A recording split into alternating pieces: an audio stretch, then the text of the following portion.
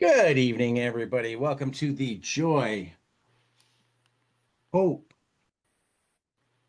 or no, I'm sorry, Joy, Resistance, Hope, and Survival Book Club and Support Group on 22 panels. My cat has decided that he wants to lick my microphone. Can you guys still hear me?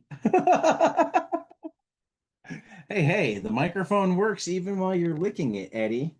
Does that make you happy or unhappy? Well, he's shooting daggers at me, so I think he's more unhappy. Um, I'm joined by Psychocomicology tonight, or for this month, for this meeting, whatever the hell it is. Eddie, you made me discombobulated. Thank you, thank you. Just a Um, pleasure.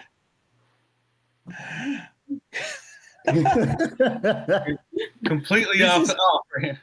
this is why our new logo is a cat knocking the microphone over. Yeah. Um, Dr. Ramos picked out Underwater Welder for us for this month. And while I will absolutely say that Underwater Welder deals with hope and survival, being that Edgar has dubbed this the Happy Book Club, I'm very curious as to why he picked it.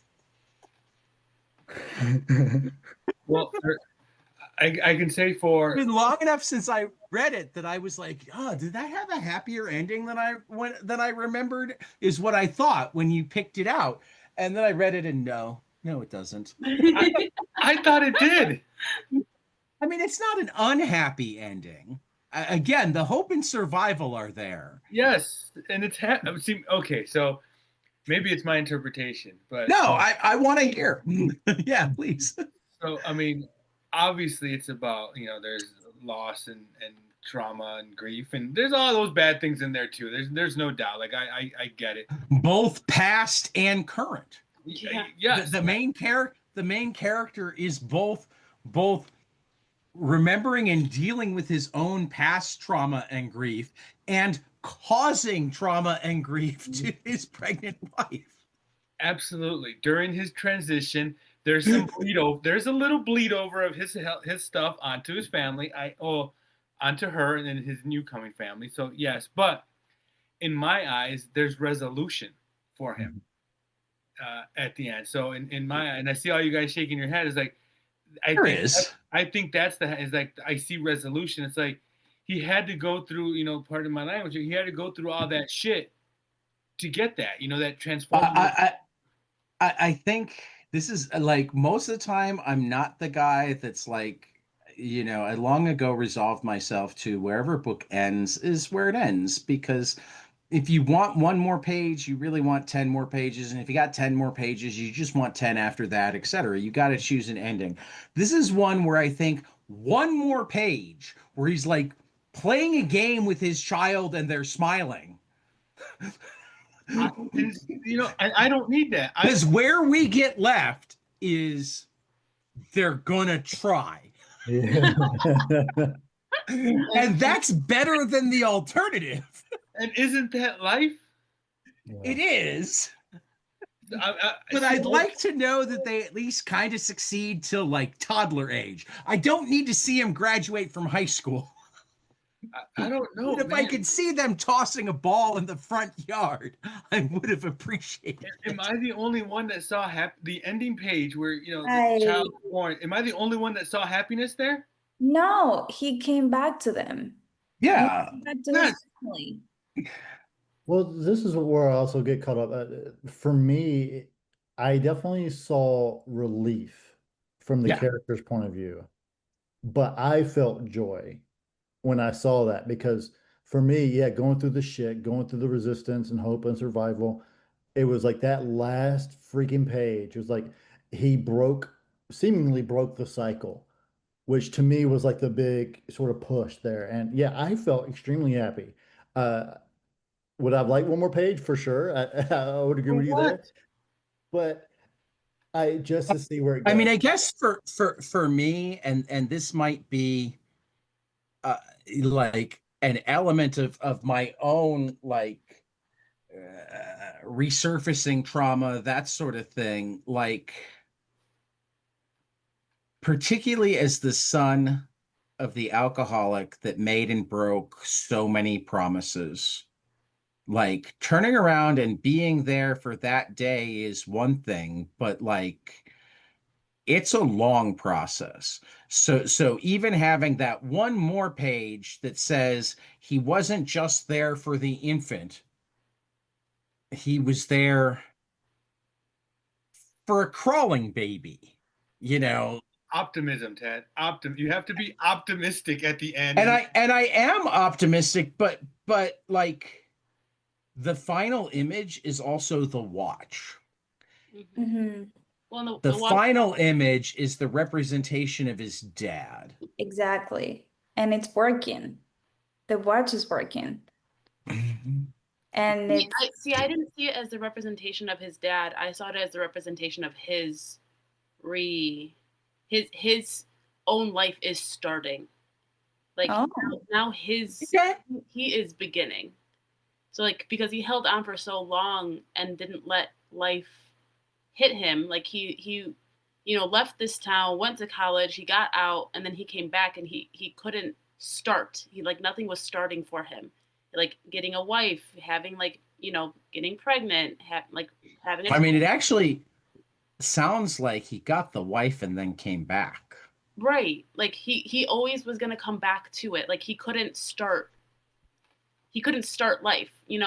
Right. The biggest thing, like when people leave small towns, is like, well, they're going to go to school and they're going to go make and do great things. And like, they're starting their life. And then it's like, well, he still came back. He went and got married, like, and they're going to have a baby. Like, that's a whole nother start. And then like, he still came back.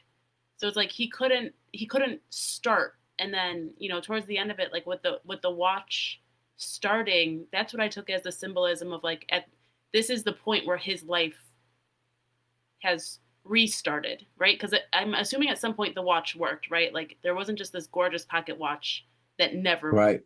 the watch stopped at some point. So this was my analysis of it. This was his life restarting at this point. See, to me, the watch was just a metaphor for his life. I don't even know if the watch was a real object, given all the Right. of it. So I don't know if the No. watch was real in of itself. So I look at it as the watch symbolized his time, his rebirth. Like, all right, that he held on to, and like the token that he held on to about his dad. But I still question if it's real.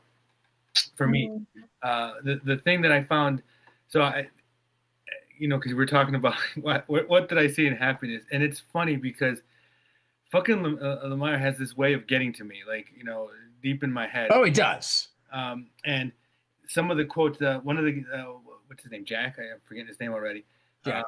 He says something, quote, and I'm gonna misquote it here, but he says something along the lines of like, "Hey, I'm 33 years old, and that's the same age that my dad was," like that. Mm-hmm. And it's so fucking funny because that line, my brother once said, one of my last conversations with my brother is like, yeah, he was kind of sick. He's like, I'm 30 years old, like, hey, Jesus died at 30 and, he accomplished, everything. So, and then, my brother died, and it's just like, oh shit, and it triggered like my past history and trauma and memories. And when I saw that, I'm like, oh shit. But for him, that character, Jack, when he says, I'm 33 and, life, it's all about time. Life started for him. Life didn't end for him. It started. I don't know if he had a psychotic break. I don't know if there's this kind of fucking crazy. I think that's where I'm left at. It's like, did he have a psychotic break and all this was just like in his mind? What did the ocean and going under the water symbolize for him? His job, even like, when you think about being in water and all that, it's birth, right? You're born, your conception, you're conceived in water, right? In this sense of the embryo and whatnot. So his whole world is in water. So he's never actually fully come out and lived yet. To me, that's how I said. And that what symbolized that was that his world has been so heavy-handed, the trauma of his father and whatnot, that he never truly lived until he acknowledged and stepped forth and accepted his sense of being a father. Like, because we have in life, we have a direction that we take is, do I want to be like my dad or do I want to be something different? And I think that even his job being wrapped up in a suit, going underwater, working, I think he talks about control, how he can weld and all that. Like, he's got to be in a controlled environment. He's under pressure underwater, like all these constraints that he has, like he's not living them. And I think that's Lemire does a beautiful job, and maybe I'm interpreting it analytically, is that he comes out of the water like new, alive, and that's what I saw at the end. Is he came out new, birth. It wasn't just the birth of his child, which I don't even know if it was a boy or girl. But it wasn't just the birth of his child; it was the birth of him too. And I think that's what. Well, and I did, as I was flipping through again, realize that I did miss something really key. That he was happy with the birth of his child. No. Oh, you got to go back a few pages to what I missed, which is that, like, he's writing this note to Susie. Oh, it's yeah. like a goodbye note, that sort of thing, and it's while he's driving away or rowing away, all of this stuff that indicates him going away. But for whatever reason, I thought he had left that note in the truck, or like out in the truck. So it was like almost the suicide note, whatever. But he didn't. He put it in a bottle. Mm-hmm. Well, he takes that note with him as he like travels around. So first he left it on the table, and then when he came back the first time, he grabbed the note, and then he brings it with him, and then he puts it. I think at one point he did put it somewhere else, and then he brings it with him again, and then he sends it in the bottle because he wants somebody to. And for that matter, he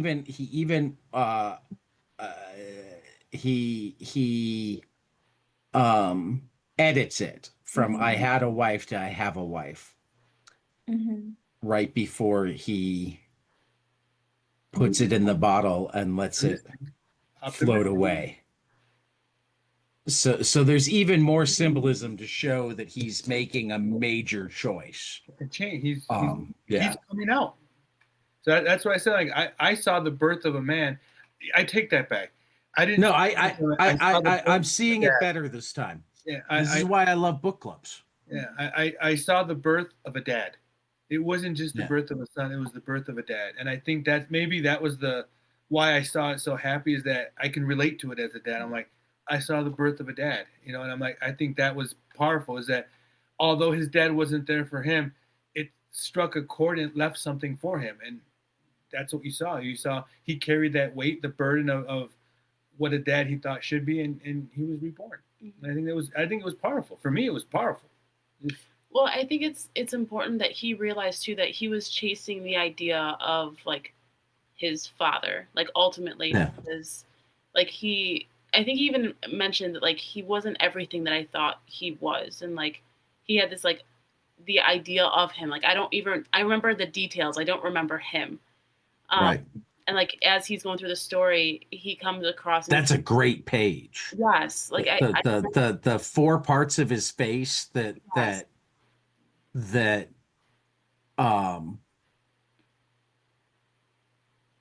don't connect. Right. That's just brilliant storytelling and page design. It's just a memory. It's not.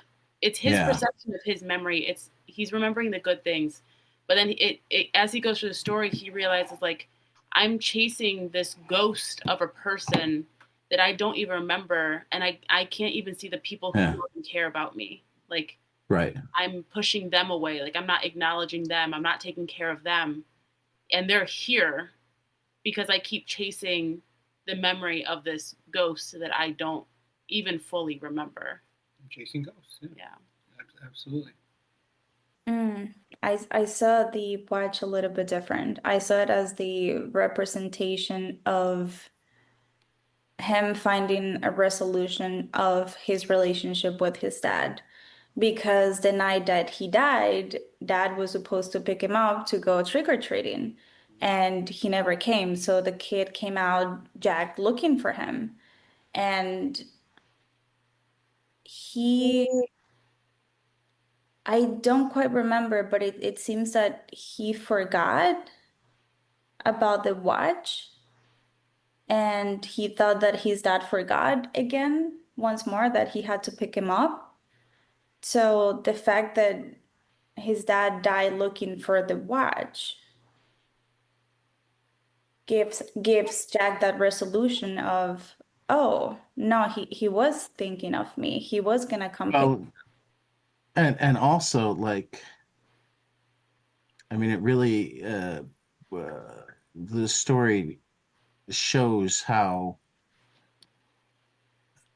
grief can play with memories because Mhm. initially he thinks they left the watch at home. You know, it takes all of this break before he remembers that the last thing he did with his dad was Mhm. throw the watch away because he Yeah. was angry. Hmm. Hey, Tad, do you have the book in front of you by chance? I have the digital copy, yeah. When he's at the bar talking and the guy's like, "Oh, like yeah, your dad wasn't here. Like he just left. He went to go look for something." Does it say he's Yeah. gonna go look for the watch? It No. doesn't, but there's that implication. So we See, don't even know if he was yes. going to look for the watch. That's why I said Right. I don't know if this was all true for him. Yeah. If he made it up in his, like he broke, he came to the realizations. He came up with an idea or solution to resolve his like why he's stuck. Like he's fixated. He's traumatized, so he's stuck. He's fixated at a set point in his life where and I don't know of all this process.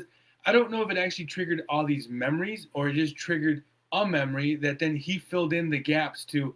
Well, this is why he's late. This is why he didn't show. And we don't. I don't know if that was factual or not. Like that's why I said I'm like I don't know if the watch is real. Yeah. Did he Well, memories are not factual though. exactly? That's what I said. So I don't know if this is all real. I don't know if the watch is really real. Like Hmm. you know, because then you got to look at it. Then there is some kind of like spiritual stuff going on because a watch underwater for that long would not work. So we Yeah. know that, right? So and then the watch working, then it's like Well, it changed. I mean, to be honest, if it was an old school wind watch, not a battery watch, it might only need to be wound once it was dry. Mm. If it was wound, But I mean, he could have done that without even really thinking about it. Right. a Well, lot of Yeah. speculation. That's No, I I think know, I know. I'm just saying that's I think not I think it not was not left an impossible um factor. mhm. right. I think it's left for yeah. I think it's left to how we interpret it. But I mean, I think Right. the watch wasn't real anymore. I think for me it was he didn't find the watch. He didn't have the watch. Uh, he let go of the watch, and it just represented time for him of stop and go of being born and being death and dying. I think the whole landscape was death and dying, birth and rebirth. For me, I think that's how I see I, the whole thing. Mm. Lee, I'm I guess intrigued. What? I'm intrigued with Lee's position. He's so quiet. For me, yeah, I didn't see it as a psychotic break. But I also have like a really good way of just sort of suspending disbelief, whether it be in comic books or movies. For me, I definitely took it as kind of similarly to both of your positions, actually, is that the watch represented his life began, where he was living in this sort of idea, chasing dad, this idea of what his dad meant to him, especially the sort of alcoholic nature and how that impacted him, Jack. That once he finally got some sort of resolution from it, um, which I mean goes to kind of say like be careful what you look for because you might not like the answers, right? Is that he got the answers, he got the resolution, and then from there, after he got that, then it's like he became aware, like he sort of woke up in a way. So the way you described it, almost some sort of being rebirth as a dad, yeah, I took it as he was going through his life ever since his dad died for the 20 some odd years that he then began to live his life rather than sort of being a shadow of himself. Because if you think about it, when he threw the watch, life ended, time Mhm. ended. Yeah. Time ended, and life ended for him when he threw the watch. Like, Yeah. and that's where trauma started. Let's say that he got stuck right there. So time froze, for him right there.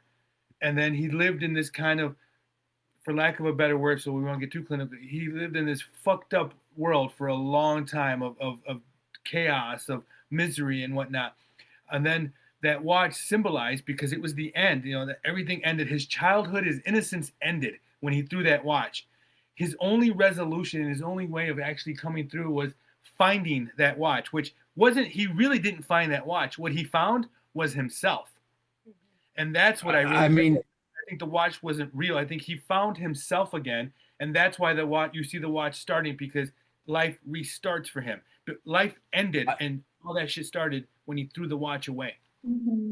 I totally agree with you on the symbolism. I guess the reason that I still think that he found the watch is and that the watch existed is twofold. I found the page in the bar, and he did say not just that he needed to find something, but that he needed to find something for you first.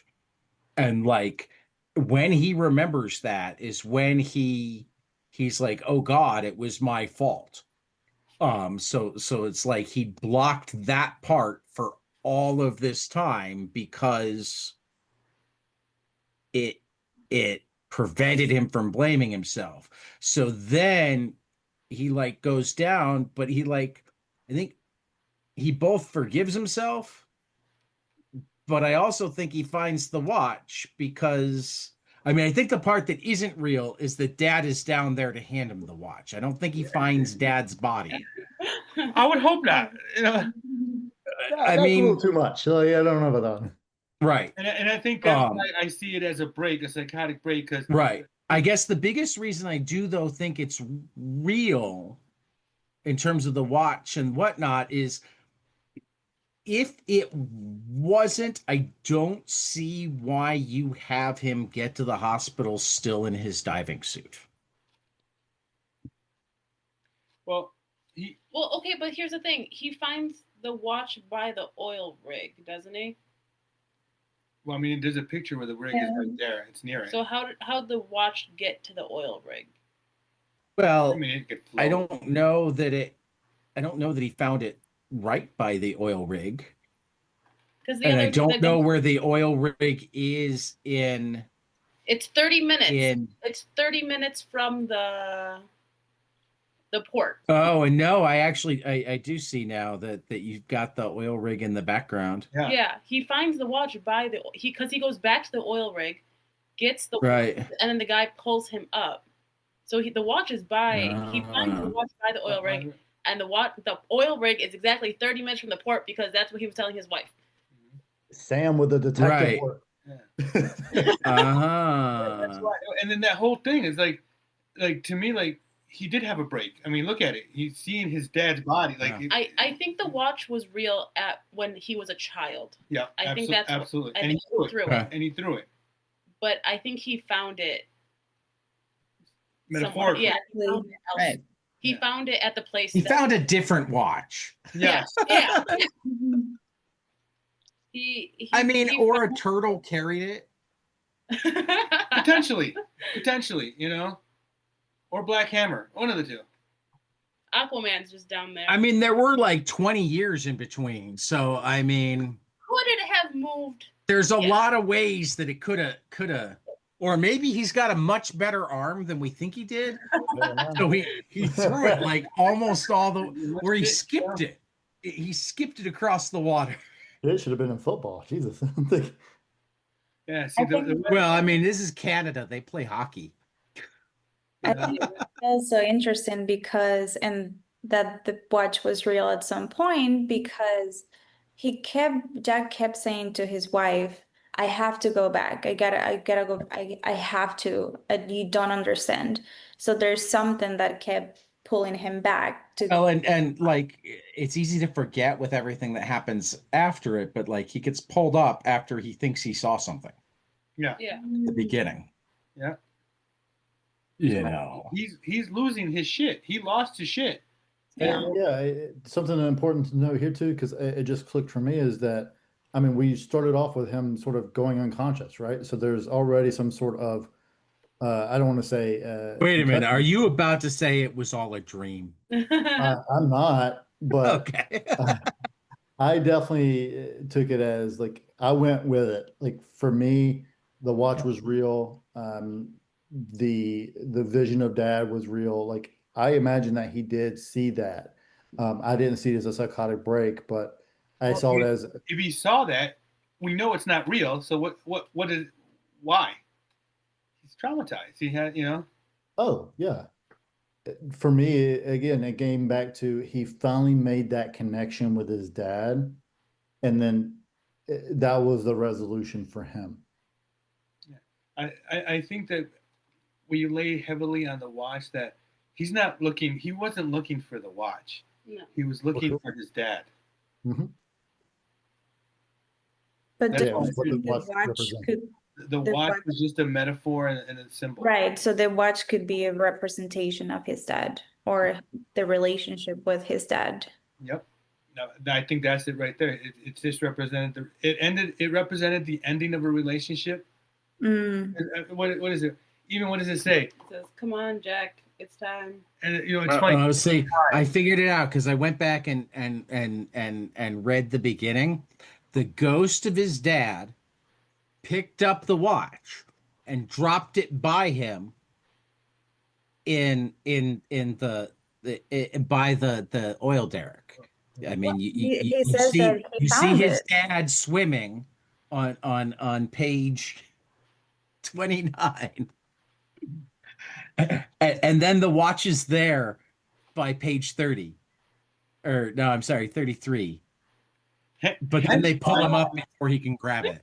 There goes his dad. yeah. So hence my I don't think the watch is real. And Are you saying that ghosts can't scuba dive? they absolutely can, but why do they need oxygen? You know, well, I guess he does have the oxygen tank on because it's got to look good. Like, Yeah. and how can a ghost pick up an object if it's not solid?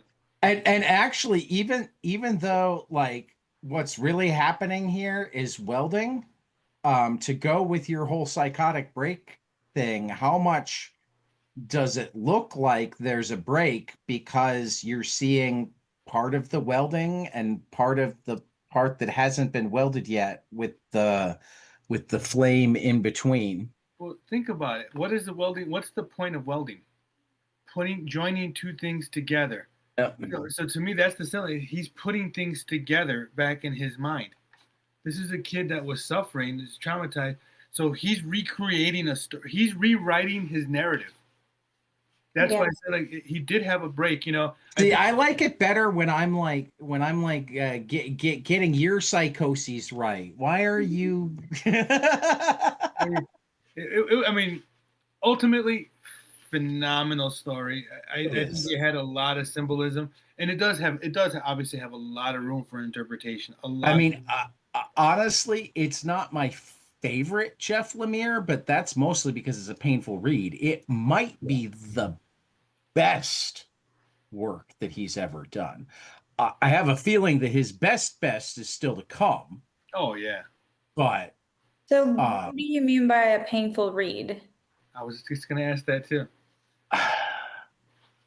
Did you I just, mean, did you just moan that? I mean, it has a relatively happy ending, particularly now that I like. It is a happy ending. Well, particularly now that I have like caught the parts that I missed on this read, and I might be caught on other reads, but like the 200 pages before that happy ending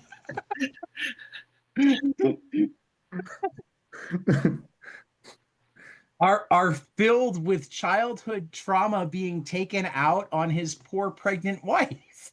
Yeah, Mm. yeah. You know, I mean, there are times where you want to pound him. There are times where you want to hug him. There are times where you want him to run away. It's like, dude, if you can't get better, then let her find somebody else to raise your kid. Okay. Sam's Here's gonna look. here's one of the things that I kind of it like the whole metaphor of itself, right? Like because then I question, did the dad really even die? Because like in the news article, okay, local man drowns on Halloween night.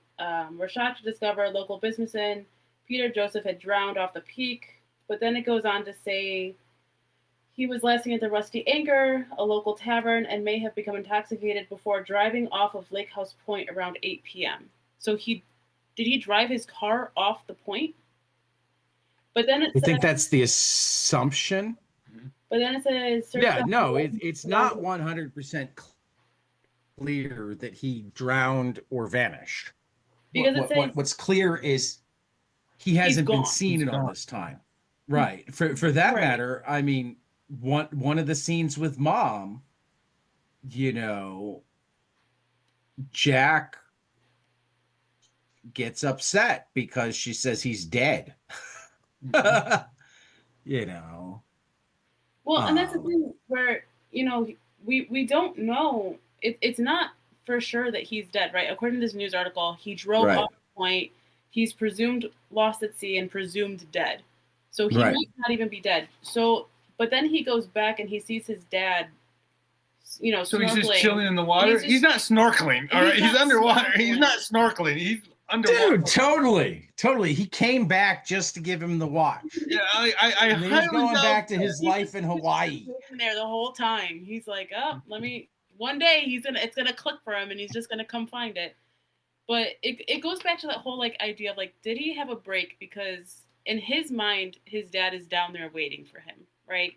But first of all, we don't know if his dad's dead. And second of all, making the assumption that like, oh, he died back to get me my watch. Well, did he go down there to get the watch and then he died, or did he drive his car off the point? That's my whole point, is that all that is irrelevant. The Right. thing is that I think he made this story in his. This is Jack's story. Jack created these things for himself to find resolution. That's why I said, I think the word, people are struggling with the word psychotic break because everyone thinks a psychotic break is such an awful bad thing. He's seeing things that aren't there. That's a psychotic break. Like he's breaking from reality. Let's change the word to he's breaking from reality and seeing things that other people probably can't see. That's where I think is happening. But it's a good it's a transitional object for him. It's a transition for him, transformation for him, in that he's filling in those gaps as a child and filling in, rewriting his narrative as an adult. Like, my dad went back to do this and blah, blah, blah, blah, blah, blah. That's where I think I see it as. Like, his dad, whether his dad is dead or not, doesn't even really matter anymore, because remember, whether someone's alive or not, if you haven't seen him for 20 years, loss is loss. So he's still experiencing that loss. No, it's about letting go of. Correct. Yeah. Absolutely. Mm-hmm. He let go. Like, he stopped. He's not holding on to the idea that maybe dad is still. And I think it's interesting when you say it's irrelevant, because when he comes to the realization, let's say that, oh, he died because he went to look for the watch, which is how he's portraying it, right? He says, hold on, so it was my fault. Or maybe it's because he was an alcoholic. Or maybe so he talks to himself about all the different causes. And then he goes, well, why does it matter? He's gone. Yep. That was the part for me that it really touched me. It's like he stopped worrying about the why, and yeah, when he realized that he's gone, I have to. That was his rebirth. That was his I have to keep going. I have a child coming, and blah, blah, blah. Yeah, absolutely. Yeah, that's when he was able to go back to them. So I have to. Was it positive for you guys, or was it just me that saw this? No, it was definitely positive. I definitely saw it as positive. I mean, sure. I didn't mean to imply that I didn't think it was positive. Like I said, the hope and survival is there in spades. But as the guy that recently asked, is this the Tom King night, or is this the Happy Book night? So it maybe because I also revel in a little bit of that sense of loss and that transformative kind of space, but I think I just saw it. It was just a really good happy ending. Like, he's there for his kid. He was there for the birth. You know, Right. you see the baby coming out. You see him holding his watch. It looks like she's caressing the child, and then you look at the baby, and that last page, everyone's looking at the tick tick when the clock is ticking. Which I wonder if I'm looking at the time of it when it stopped and when it started. But that's irrelevant. Look at his eyes, and he's crying. Yeah. Yeah.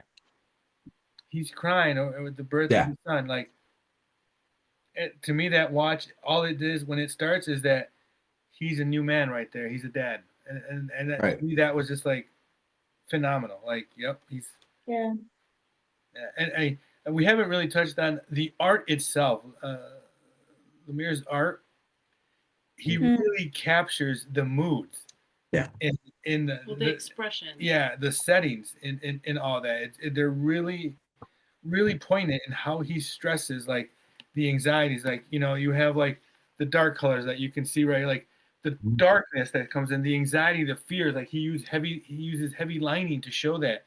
You know, it's just yeah. I mean, it's not the best art when you think of details and all that, but it's No, no, poignant. no. It does have detail, and that's what makes it good art. Is It that has meaning. it doesn't have like it doesn't have coloring. It's all shaded, and it's all It's not hyper realism, Yeah. no. but it's very deep. I mean, I actually, one of the reasons I prefer comics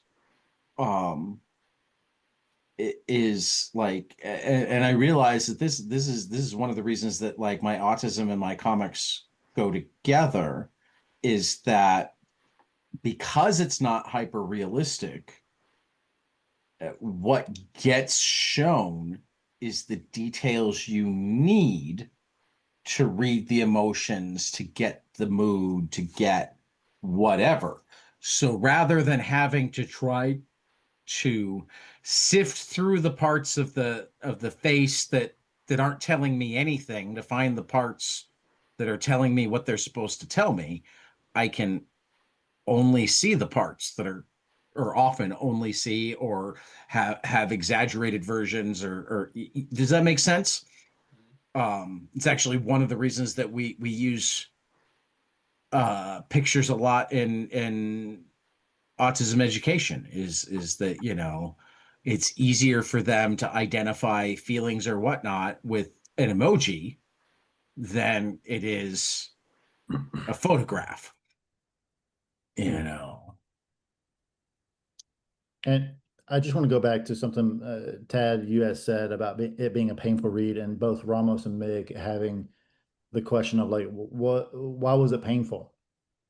Because to me, I think that's really where and maybe it's not the right word, but the happiness or joy that I got from it was that it was cathartic, right? So, and I flipped through it, and for me, the part that was painful, that for me, I actually had to set the book down because it did evoke that emotion in me, and I did start to tear up, was when he did get that answer about why his sort of dad died, um and especially this idea of like his little boy, that little boy, when time stopped for him, where he got that consolation that he needed.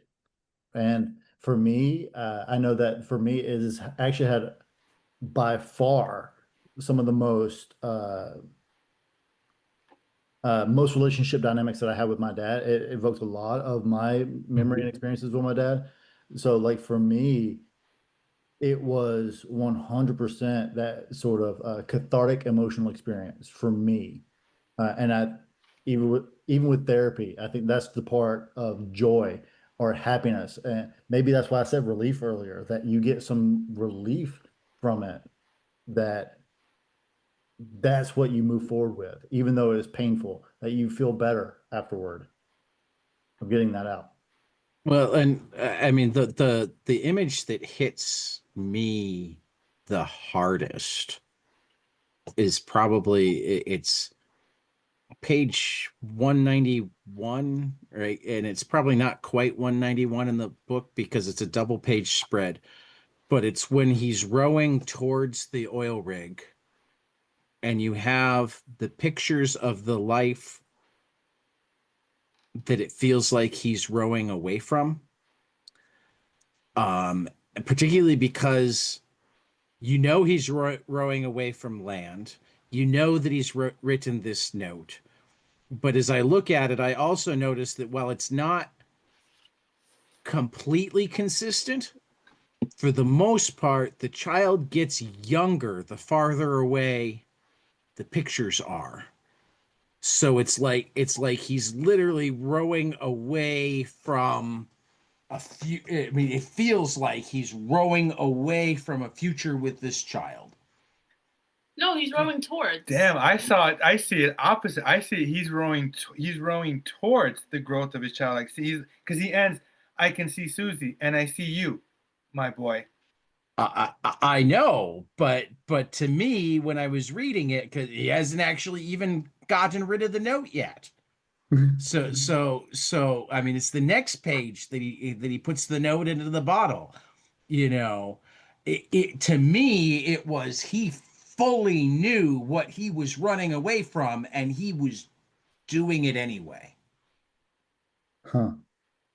Man, that's talk about perspectives. Yeah, Yeah. I agree, but I see it. He's No, seeing. it's absolutely a page that can be read a lot of different ways. And like as I was looking at it now, not when I was reading initially, but was looking at it now, I'm like, the pictures go on forever. So why do I feel like he's rowing away from them? And then that's when I started looking at them closer, and it's like, it's not 100% consistent, but like the baby pictures are further away. Because they're the oldest. But that's what he's rowing towards. He's rowing away from the future. So eventually the pictures are going to be like what? An ultrasound, and then he's going to be lost at sea, is how it feels to me. See, I see he's rowing towards because he's going towards his wife's the birth. The baby's not born yet. Yeah, but she's not giving birth on an oil derrick. Not yet. He's rowing away from shore. Look, Dad, if the fucking He's watch written can be the by the goodbye oil rig, note. if the ghost of Dad can bring the watch to the fucking oil rig, then he can bring her, Susie, to the oil rig too. Well, but I'd forgotten that at this point, because that was what, the first 4 or 5 pages? Yeah. See, the way I see is like, he's going towards his future, but in his future is his past. And that's absolutely there as well, but like that's how, like, because again, the page before, like, he's picturing this like real future where he's not there with them. They're having a picnic in the middle of the page as he, looking more like his dad than at any point in this book, Yeah. is rowing away from the shore.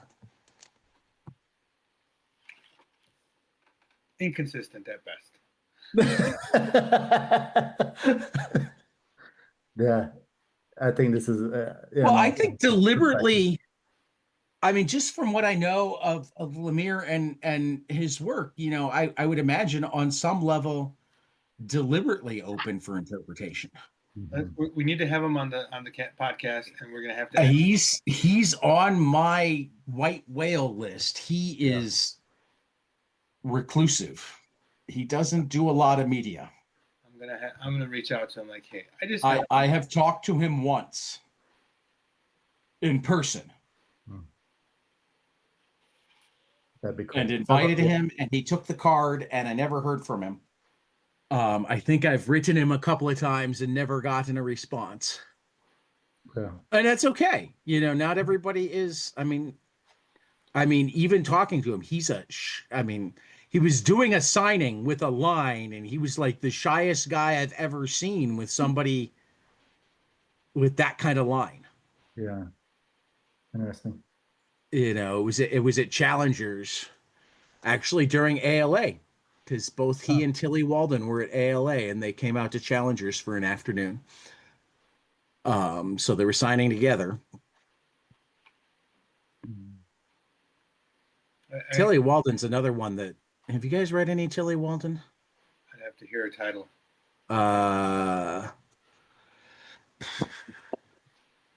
What I like about Lemire's work is that all his characters look related. Like you're seeing the universe he's building.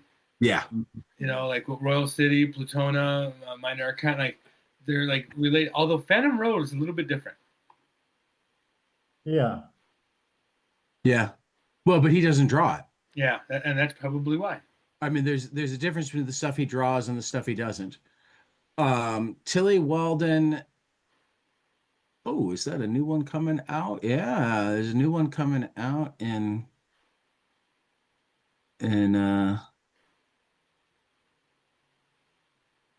spring of 26. She did the 3 Clementine books in the Walking Dead universe, the Oh, YA Walking Dead books. Oh, She's done oh, 2 yeah. books with Tegan and Sarah about like middle school stuff. The one that I love and that you guys should definitely read is called Are You Listening? Definitely has like a massive mental health. I think I have. In fact, the write up on it includes cats, road tripping, Texas, friendship, creepy government officials, and trauma. I'm writing it down. I think I may have it already in my collection here. Yeah. On a Sunbeam is probably the one that put her on most people's maps. It's a story set in space. Many gays, ancient buildings, mystical creatures, boarding school, and family. Sounds like an episode of Wednesday. Yeah. Spinning is about competitive figure skating when she was in childhood. A City Inside, she describes as probably her strangest work. She says secretly one of her favorites, one of mine too. Don't ask me what it means because I don't know. It includes a floating skybed, a city inside a woman, a cloudfish, and a very pretty triangle pillow. I love this part is a love story between girls and including lush landscapes and snappy dialogue and sadness. And then the end of summer as twins and a cat pools snow and violence. That was her first book when she was 17. So she was precocious as well.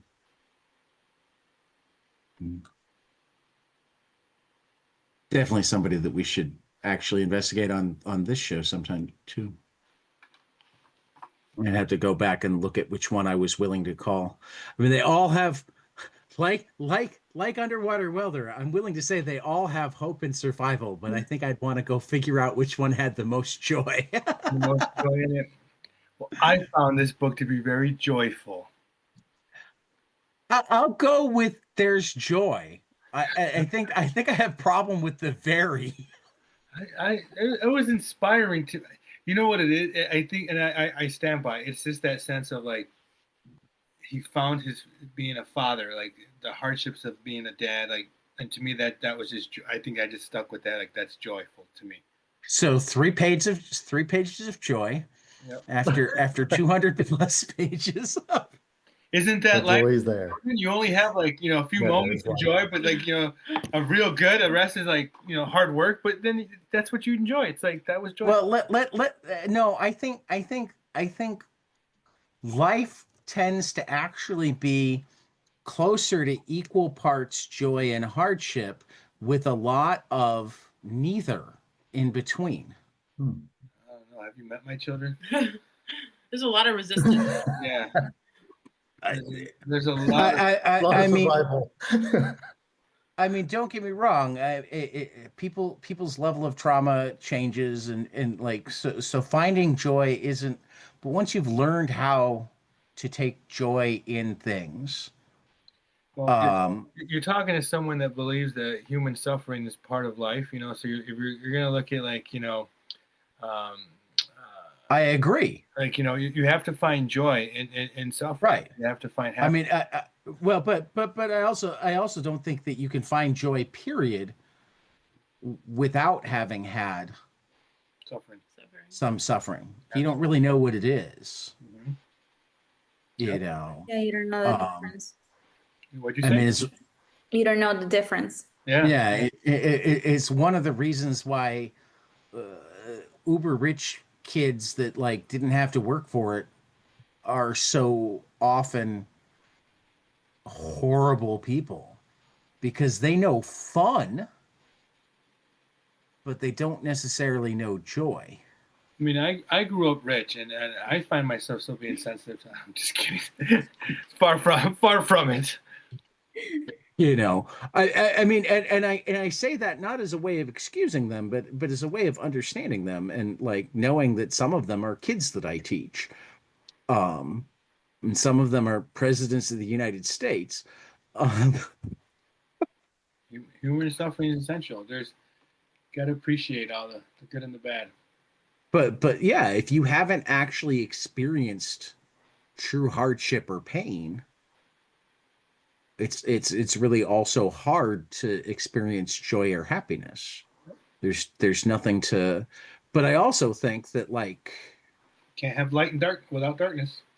well, but I also think that a huge swath of our life is actually, you know, twilight,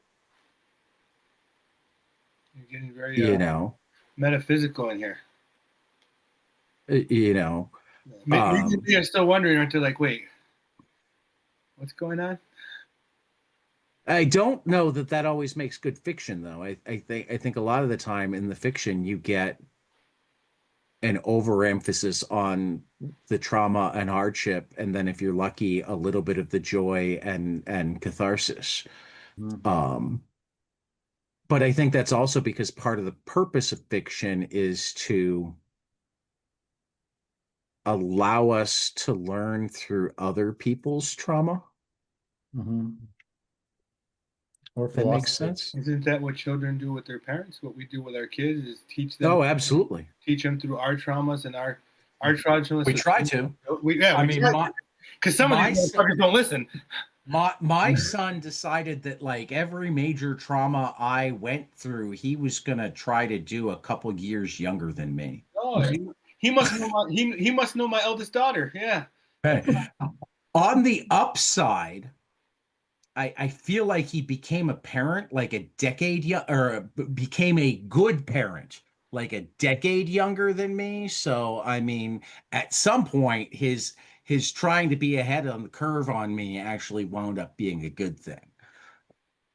Well, that's good. So I'm going to recluse myself from voting for the next book. I No, will. you don't have to. I will. No, no, no. I thought this was a great read. I think it was good for this book club. I mean, this is a support group as well as a book club. It's not, you know, I was mostly laughing because it was you right after you'd called it the Happy Book Club, which Yeah. isn't actually quite what it is. You know, my facilitation with words is at a downswing as of late. I think that's a really good point in making, like, it's not necessarily a happy book club, but like it's a cathartic book club. Right. I mean, we do sometimes choose the just joyous stuff, you know. I mean, we picked Squirrel Girl because we wanted an emphasis on, you Yeah, know, How about that was right after I forget what he did. I mean, in some ways I want a happy one this month too, because like we just decided extrajudicial killings are okay as long as we say those guys in that speedboat are terrorists. okay, what's the next book? What's a happy book? I'll let you guys pick. I'll I'll throw an idea out there. No, Public domain, that's terrible. Public domain would work. chips Though, I ahoy. mean, if we wanted to go deep, we could go sex criminals. I Ooh, love Sex Criminals. I thought that was great. that's a happy one. That's a joy one. Sorry, now you I got me think there's a lot of joy thinking. in that, particularly volume one. Volume one is before they get all serious. Volume one is when it's a heist Hmm. involving orgasms. So I'm so confused because like public domain isn't happy to me. Like, you know, he got robbed, he got It has killed, moments. you know, and then sex criminals, she's traumatized. They're, Already putting out our reservations. see, like when I think of something happy, like okay, let me think of happy. Let me try to find where happiness is. What book? Well, ladies, what do you guys think? Just call me lady. No, I was saying Sam. What happy book? He meant ladies. I did. He said lady. I said, excuse me. I meant ladies. Words are not easy for me today. No biter. Yeah, that's the what? Great book. I just don't know if it's one. Just kidding. I mean, I tossed it out a while ago, and I'd still happily do it. And like it involves difficulties, but like middle school difficulties. The Cartoonist Club that Raina Telgemeier and Scott McCloud just did. I'd have to look for that. Is it have you guys read or heard of Ishubanchi? Isobani. It's a Japanese word. Oh, I can't. ISS.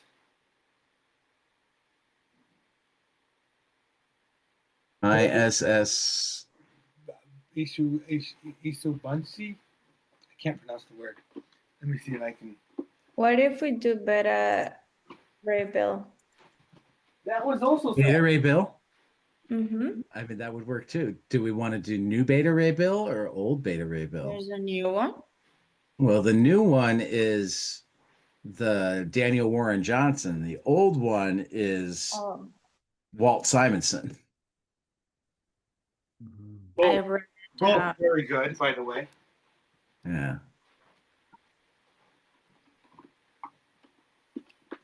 Ishubanshi. Banshi is the book.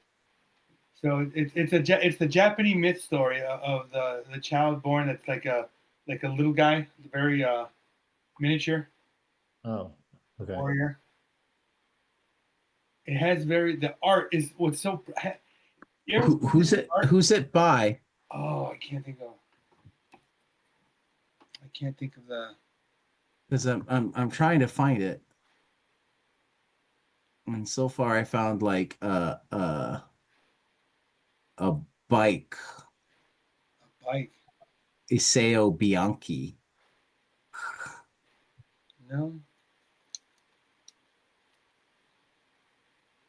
Isunbashi, the subject of a fairy tale from Japan. ISSUN.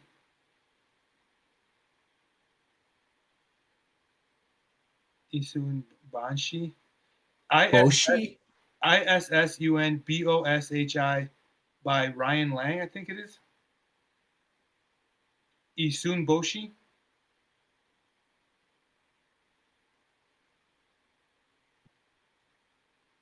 Do you see it? I'm looking for it.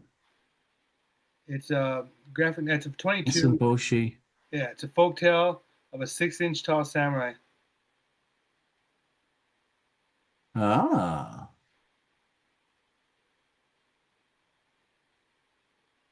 That reminds me of. It explores themes of courage and I found and the idea that heroism is not innate but must be earned. It is a very. I found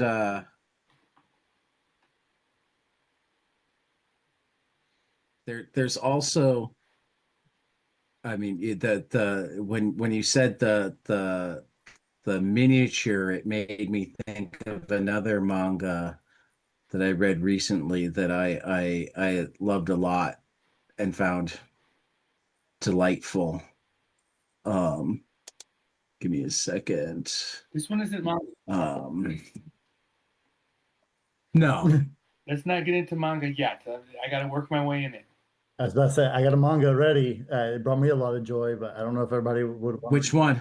It's Deadpool Samurai. But that's me.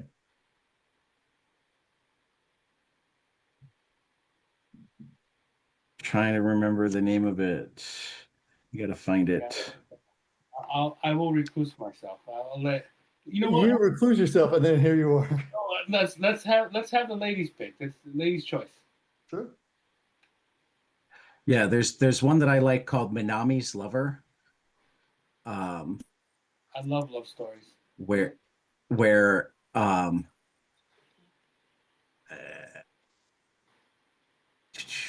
Minami's Lover is the story of two high schoolers' romantic relationship when one of them shrinks down to 6 inches tall. Everyone thinks Chiyomi has disappeared, and suspicion naturally falls on Minami, identified as her boyfriend in her diary. But after inexplicably finding herself in such a state, Chiyomi moves in with him. As depicted in Uchida's clean, loose line and zipatone textures, the two soon adapt to the unusual circumstances, devising ways for Chiyomi to use the toilet, brush her teeth and hair, attend classes, and more. After some silly sequences of trial and error, they even figure out a sex life. But in addition to learning how to navigate logistics, jealousy, and the cat, they're also growing up, if not taller. Ichida uses the conceit of a teen couple literally learning how to care for one another to examine gender dynamics and intimacy.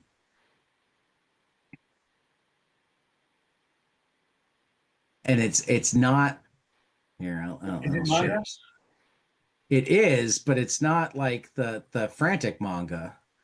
I mean, manga is just Japanese for comics. So like there is many different styles of it as there are American or European comics. There's your cover. Okay, I can deal with that art better. It looks like the Studio Ghibli stuff. A little bit. Actually, I have it digitally, so I can even.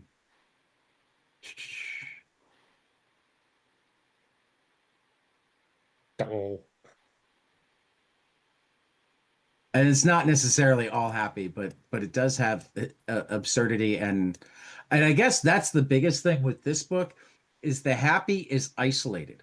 If there had been happy moments throughout, it would have been an easier read. I vote either Bone No, or no bone. All Star Superman. Oh, quietly. Bone is great.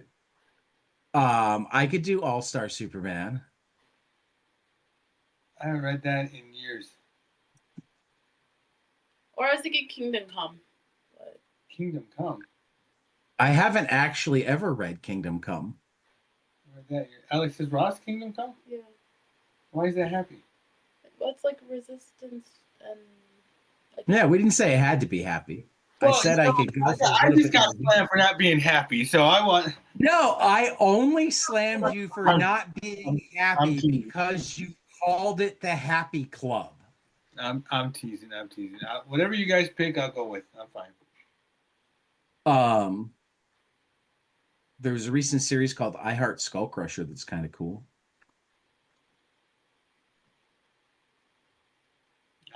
I'm whatever you guys suggest. I read Public Domain. I read Sex Criminals. I read All Star Superman. So I'm good with it. Whatever one you guys pick. I just have to read. Mariko Tamaki and Nicole Gu's new book definitely falls into the resistance, hope, and survival, and has some humor in it too. We could do Hulk Teach. That's got lots of the funny.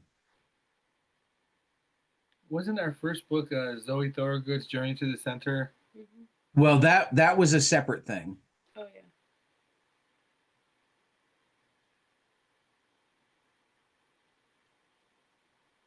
Great British Bump Off. Really, anything by John Allison could be fun too. Kyle Stark's Assassination. That's the one he did with Erica Henderson. Yeah. I could do Six Sidekicks. I could do Sex Castle. I could do anything Kyle Starks. Kyle Starks has kind of got that weird, happy. Yeah. But see, Doug Wagner stuff is pretty good. Plush. Yeah. No, I would be willing to do Doug Wagner. I mean, I'd be willing to do anything that we've talked about. Yeah, I'm down any of them. That's what I think you guys should pick because most of those I've read. So what would you guys like that you haven't read that you want? It's really up to you because I read a lot, so I think it in some ways I want Mig to pick, but yeah. So I that's know that we have to give her choices unless there's things that she already knows about that are on her list that she wants a excuse to read. and don't say so no. The only one that I can think of that I already read was Better Ray Bill. I liked it a lot. Um, I can't think of anything else that I've read that is hopeful and joyful. Happy, just say it. Happy. Murder Falcon is also very good. Well, we did Murder Falcon. Yeah, Really? yeah. That's a great read. Okay. As long as no one says Space Mullet, I'm fine. Which one? Space Mullet. Oh. I did not like Space Mullet. I'll give him that it was his first book, or like digital, but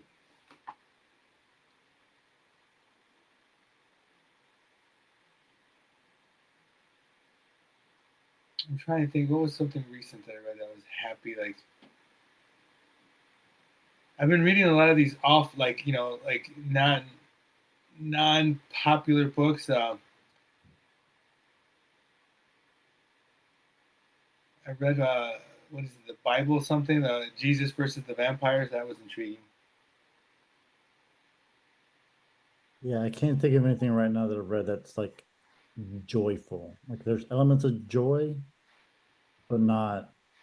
Well, I actually kind of meant funny. Um, Well, also that too. Like So it's yeah, for me, funny recently was Assassination. Rock Candy Mountain Rock Candy Mountain's got some humor. was funny. I mean, Gru is all funny. crew. Gru Gru Sergio Gru. from Aragoni. Yeah. Sergio Aragones. God, I haven't read that Okay. since I was a kid. Grendel. Grendel, we're about to do on the regular podcast. Really? So I don't know if I want to double up on it. Oh, am I on the Grendel podcast? I mean, it's our regular Saturday morning. If you want to like get up on Saturday mornings for a while. I might jump in on those. I'm a huge Grendel fan, so. Okay, we're gonna. I'll talk to you more about it later. Actually, since we're having trouble, I should probably stop recording now. We'll leave it to be a mystery, at least to the people listening. We'll figure it out, and then we'll send it out to other people who might join us. But for 22 panels and Psychocomicology, this has been the Joy, Resistance, Hope, and Survival Book Club and Support Group, and we will see you after the next page. And